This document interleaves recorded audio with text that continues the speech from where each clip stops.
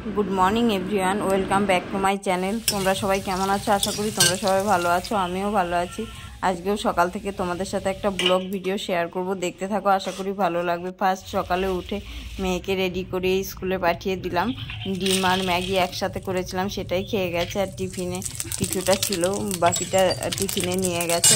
আর এখানে আজকে রান্না করব চিকেন, তার জন্য কাঠের উনুনে রান্না করছি লোহার কড়াইতে।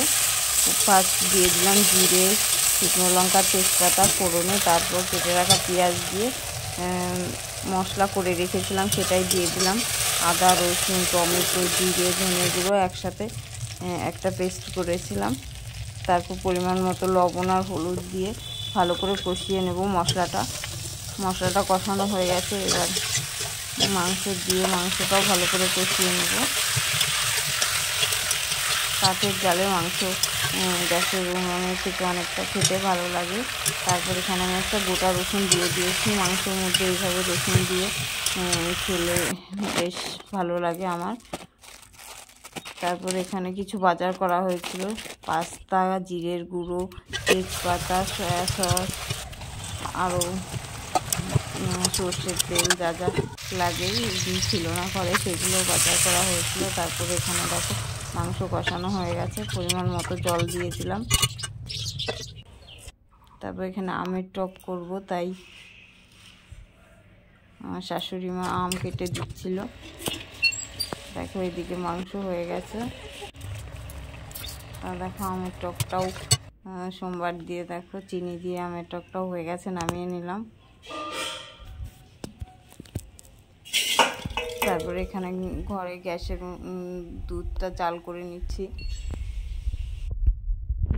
এটা সকালে খাওয়া দাওয়া হচ্ছে, মেয়ে স্কুল থেকে আসার পর মাংস নামানোর পর এখানে দুই বোন খেতে বসেছে।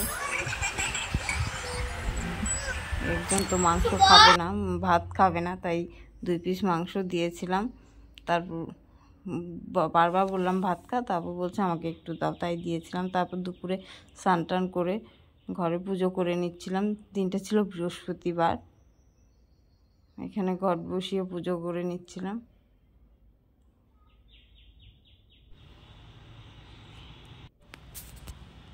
দেখো পুজো করে এত গরম ছিল, মানে ফ্যান অফ করে প্রদীপ ধরানো হয়েছে, একদম ঘেমে স্নান করে উঠেছি। তারপর এখানে দুপুরে আবার খাওয়া দাওয়ার জন্য মাংস ছিল, চাটনি ছিল, আর ছিল সাথে দই। খাওয়া দাওয়ার 1 ঘন্টা পরে এখানে আমি করে নিয়েছি বেলের শরবত।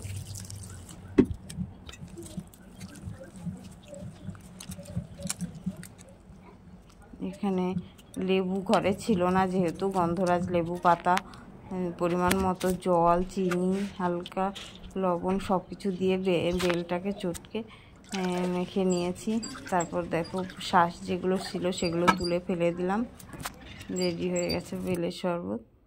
আর বিকেলের দিকে এখানে আমার পিসি প্রসাদ দিয়ে গেছিলো, সেটাই আমরা খাচ্ছিলাম।